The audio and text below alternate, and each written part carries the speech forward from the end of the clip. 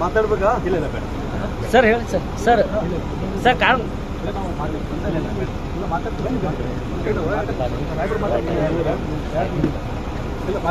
ಈಗ ನಾವು falls case 370 falls case ಆಗಿದಲ್ಲ, ಆ ಫಾಲ್ಸ್ ಕೇಸ್ನಾಗ ಅರೆಸ್ಟ್ ಮಾಡ್ತಾ ಇದ್ರು. ನಾವೇ ಸರೆಂಡರ್ ಆಗಿದ್ವಿ.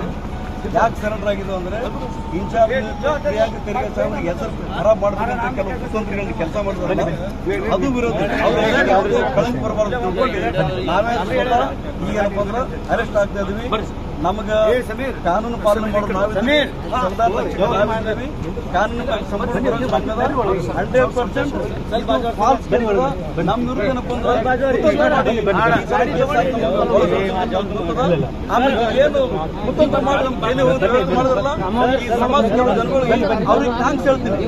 ನೀವು ಮನಸ್ಸಿಗೆ ಸಮಾಧಾನ ಆಗಿರ್ಬೋದು, ಹೊಟ್ಟೆಗೆ ತಣ್ಣಗಾಗಿರ್ಬೋದು, ನೀವೇನು ಕುತಂತ್ರಕ್ಕೆ ಮಂಗಳವಾಗ್ಲಿ, ನೀವೇನಪ್ಪ ಈ ತರದ ಏನು ದಲಿತ ಸಮುದಾಯ ಬಹಳ ಗಂಟೆ ಹೋರಾಟ ಮಾಡ್ತಾರಲ್ಲ ಅಂತ ಹೋರಾಟ ಮಾಡೋ ಜನಗಳಿಗೆ ನೀವು ಇದೇ ತರ ನೀವು ಅನ್ಯಾಯ ಬಂದ್ರೆ ಜೈಲಿಗೆ ಹಾಕಿ ಕೆಲಸ ಮಾಡ್ರಿ.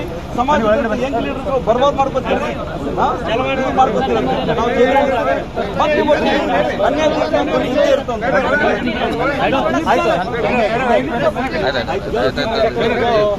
ಸರ್ ಸರ್ ಕಾಲಿಗೆ ಹೋಗಿ sir sir sir sir hello hello hello ಬಂದ್ಬಿಡ್ರಿ.